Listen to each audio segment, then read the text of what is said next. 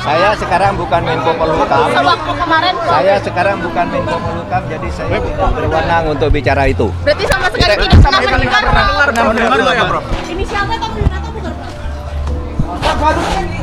Assalamualaikum warahmatullahi wabarakatuh. Om Swastiastu, Namo Buddhaya. Yang terhormat Saudara Ketua Umum KMPD, Saudara Haris Pama, kemudian para pejabat, di sini ada Ibu Fadila, Pak Idris,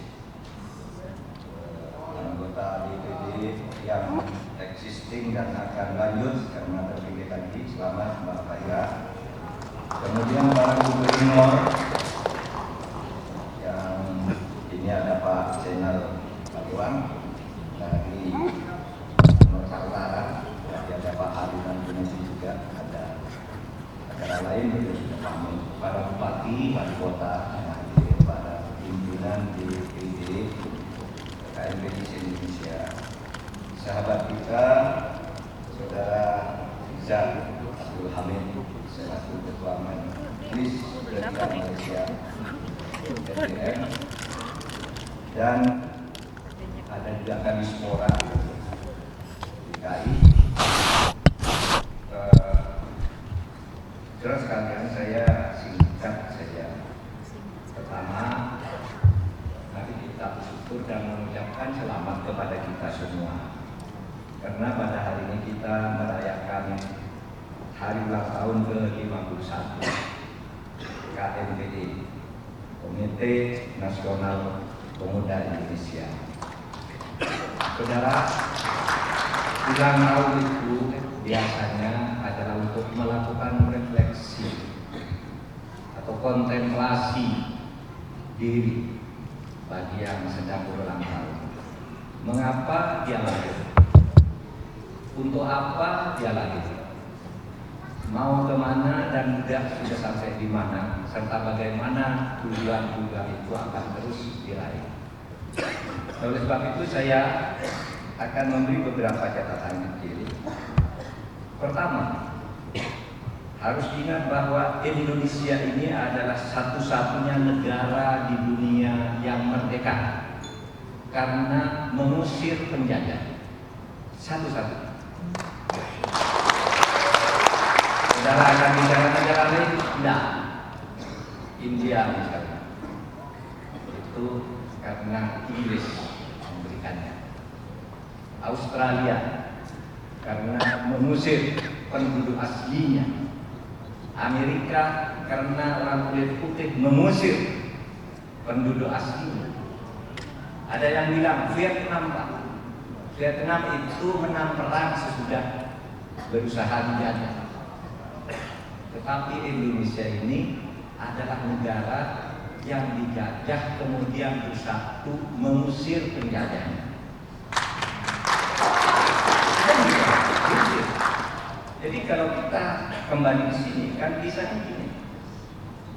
Kisahnya Jepang masuk ke Indonesia tahun 48 menjanjikan kemerdekaan asal Indonesia bekerja sama dengan Jepang dalam perang sekutu. Janji itu terus diucapkan sampai akhirnya di tahun 45 Jepang sudah kalah di berbagai front di perang Pasifik, lalu memanggil Bung Karno, Bung Hatta, dan Rajiman ke dalam di Vietnam. Apa janjinya? Tuan bertiga siap-siap pemerintah Jepang, dalam hal ini Kaisar Hirohito, akan memberikan kemerdekaan kepada Indonesia dalam waktu yang tidak terlalu lama. Diperkirakan waktu itu dikatakan pemberian kemerdekaan itu akan dilakukan antara tanggal 22 atau 23 atau 24 Agustus akan diberitahu, kemudian nanti penyerahan kemerdekaan itu akan disampaikan secara resmi oleh pemerintah Jepang. Hadirin sekalian, begitu pulang ke Indonesia, Bung Karno, Bung Hatta, dan Sudirman didatangi oleh para pemuda yang seperti saudara. Jenderal Sahri, Soekarno, BM Dia, Khairul Saleh, dan sebagainya datang ke Bung Karno mengatakan, Bung, kita harus merdeka sendiri. Harus merdeka sendiri, tidak usah menunggu penyerahan kemerdekaan dari Jepang. Loh, kata Bung Karno, enggak, ini sudah memerdekakan lagi, ngapain kamu anak muda buru-buru? Saya sudah puluhan tahun berjuang, Hatta sudah puluhan tahun berjuang menunggu kemerdekaan, masa Anda tidak bisa menunggu sebentar? Tidak, kata para pemuda. Kita harus menyatakan merdeka secara sepihak. Kenapa? Kenapa? Karena kalau kita menunggu pemberian kemerdekaan dari Jepang, itu bisa diminta kembali oleh Belanda melalui PBB karena ada konvensi Liga Bangsa-Bangsa tahun 1938. Apa isi konvensi itu? Negara jajahan yang dulu ditinggal oleh penjajah yang sekutu oleh Jepang, Amerika, Inggris, dan sebagainya, itu harus dikembalikan ke penjajah sebelumnya. Tidak boleh Jepang memberi kemerdekaan. Itu bertentangan dengan konvensi Liga Bangsa-Bangsa 1938. Bung Karno, Bung Hatta tidak. Saya cinta Indonesia. Mari kemerdekaan kita tuh, kalau nanti sudah kita dapat, lalu kemudian minta lagi kita lawan. Tapi pemuda-pemuda bersikeras sampai terjadi peristiwa Rengas Dengklok. Tahu peristiwa Rengas Dengklok itu peristiwa di mana Bung Hatta, Bung Karno, dan Bung Hatta pagi-pagi subuh dijemput oleh para pemuda, dibawa ke Rengas Dengklok, lalu di situ seperti disokong oleh anak-anak muda. Ucapkan kemerdekaan sekarang. Itu tanggal 16 Agustus. Itu menurut beberapa sumber. Memang secara formalitas pemuda yang terdiri dari 11 orang itu meminta Bung Karno Hatta menyatakan kemerdekaan, menyanyikan lagu Indonesia Raya, menyebarkan bendera merah putih. Tapi Bung Karno sorenya pulang, mengumpulkan anggota PKI. Setiap persiapan kemerdekaan bisa ditambah sumber-sumber lain yang berada kumpulan.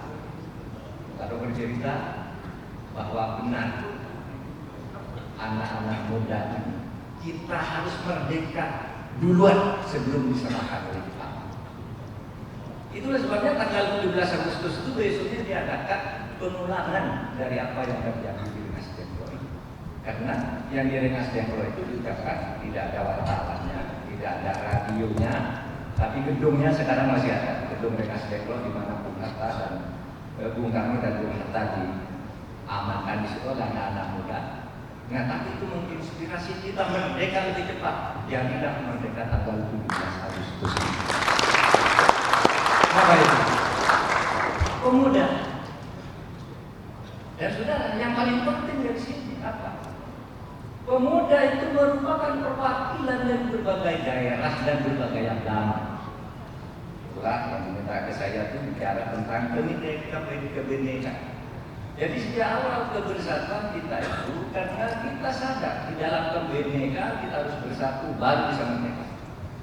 Saudara bayangkan pada waktu itu ada 77 kerajaan di Indonesia yang mempunyai merupakan daerah-daerah jajahan Belanda yang masing-masing punya pemerintahan yang eksis. 77. Tapi mereka mau berkorban bersatu dilebur satu kerajaan ini menjadi sebuah negara kesatuan Republik Indonesia. Nah, saudara, tugas kita semua anak-anak muda. Sejarah tidak pernah berbohong bahwa kemajuan setiap bangsa itu selalu didukung, didorong secara kuat oleh anak-anak mudanya.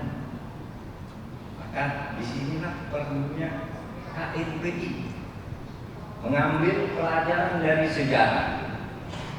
Kata Bung Karno, jas merah yang sekali melupakan sejarah sejarah itu bisa memberi pelajaran kepadamu bagaimana masyarakat di dunia itu sukses.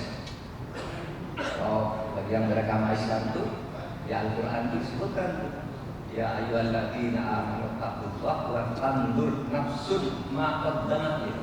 Bertakwalah kepada Allah, kemudian lihatlah sejarah masa lalumu. Wa tanzur nafsun ma qaddamat. Lihat sejarah masa lalumu untuk menyongsong masa depanmu. Batu Bung Karno mengatakan jas merah, jangan lupakan sejarah. Karena sejarah memberi pelajaran kepada kita bahwa setiap perjuangan yang berhasil itu hanya dilakukan dengan secara bersungguh-sungguh bersatu oleh kaum mudanya. Nah saudara, yang saudara harus ingat apa yang diperjuangkan itu, yang dipersatukan itu apa pada saat itu? Coba bayangkan di sekarang Indonesia yang begitu hebat itu. Indonesia itu negara yang sangat plural. Pulaunya saja sekarang ini jumlahnya 17.508 pulau. 17.508 pulau, 16.100 pulau itu nama dan alamatnya sudah tercatat di Perserikatan Bangsa-Bangsa. Sisanya sekitar 1.408 itu belum ada namanya, tapi sudah ada titik koordinatnya. Ini terletak di sini, belum ada namanya, maka yang di daerah-daerah tahu sekarang. Pak Paliwan tahu kan, ada beberapa tempat suruh beri nama. Ini pulau tapi belum ada namanya. Nanti akan segera dideposit ke PBB. Sudah 17.508 pulau bersatu mengusir penjajah. Kalau tidak ada jiwa persatuan dipecah, tidak jadi 77 kerajaan, 1.360 suku bangsa, dan 726 bahasa daerah bersatu pada saat itu mengusir penjajah. Nah ini yang harus kita jaga. Ini adalah bangsa yang besar, bangsa yang secara sumber daya alam dan sumber daya manusia menjanjikan Indonesia emas. Indonesia emas di tahun 2045. Apa itu Indonesia emas? Indonesia emas itu tadi Pak Solidin, Abdul Solidin ya, yang berdoa tadi menyebut doa Indonesia emas itu ada satu negara baldatun thayyibatun wa rabbun ghafur. Itu di dalam doa. Apa itu? Alinea 2 pembukaan Undang-Undang Dasar. Indonesia emas itu adalah negara yang merdeka. Sudah merdeka kita, bersatu. Sudah bersatu kita, meskipun kadang-kadang ada perpecahan, diurus lagi oleh aparat, bersatu lagi, pemerintah urus lagi, bersatu. Berdaulat, kita juga berdaulat. Adil dan makmur. Yang belum sekarang ini adil dan makmur. Sudah maju Indonesia. Indonesia sudah jauh lebih maju. Kalau Indonesia tidak maju karena kemerdekaan, tentu tidak akan ada saudara Haris pertama, tidak ada Ibu Fadila, tidak ada Bapak Paliwan, tidak ada bupati-bupati, tidak ada kita. Tapi karena Indonesia maju sesudah merdeka, maka kita punya senator sendiri, punya legislatif sendiri, menteri dari bangsa sendiri, presiden bangsa sendiri, anak-anak sudah bisa sekolah dengan baik. Ini yang harus dijaga, karena kita punya modal dasar yang kuat untuk menjadi Indonesia maju. Merdeka, bersatu, berdaulat, adil, makmur. Nah, masalah keadilan inilah yang harus kita perjuangkan. Jangan pernah putus asa, saudara. Jangan berpikir, wah saya kok kayak gini nih negara, saya kalah, saya tidak bisa berjuang. Nggak boleh begitu. Masih banyak yang harus kita kerjakan, yang bisa kita kerjakan anak-anak muda ini untuk terus membangun Indonesia. Kita membangun masa depan Indonesia sebagai negara yang demokratis. Mari kita bangun kejujuran, etika, moral, dan terutama penegakan hukum untuk siapa saja, untuk kita semua, untuk kejayaan bangsa itu. Nah, saudara sekalian, Oleh sebab itu kita berharap 100 tahun Indonesia merdeka dari tahun 1945 ke 2045 itu akan menjadi Indonesia emas yang konon gambarannya dari perhitungan terhadap sumber daya alam dan sumber daya manusia, akselerasi perkembangannya itu kira-kira akan begini katanya. Di tahun 2045 itu Indonesia akan mempunyai pendapatan per kapita sebesar 24.000 US dollar per kapita. Itu sudah akan sangat luar biasa. Orang berkata, Pak, Singapura itu sekarang udah 70.000 per kapitanya. Masa Indonesia menunggu tahun 2045? Sudah Indonesia itu besar. Singapura baru sedikit. Yang lebih mudah ngurusnya. Tapi kalau kita di tahun 2045 punya pendapatan per kapita 24.000 US dollar, di mana sekarang per hari ini baru kira-kira 4.400. Saudara bisa bayangkan dengan angka ini. Partisipasi pendidikan tinggi di era itu sudah akan mencapai 74% lulusan SMA akan terserap di perguruan tinggi yang bermutu, dan itu sudah terbagi spesialisasi. Gimana Pak yang 26%? Yang 26% itu tidak perlu perguruan tinggi karena langsung diserap oleh lapangan kerja. Itu gambaran Indonesia emas, saudara. Dan itu akan dicapai kalau saudara-saudara kita semuanya terus berkontemplasi pada hari ini bahwa saya punya tujuan membangun Indonesia emas, sebuah negara yang baldatun thayyibatun wa rabbul ghafur. Merdeka! Terima kasih. Assalamualaikum warahmatullahi wabarakatuh.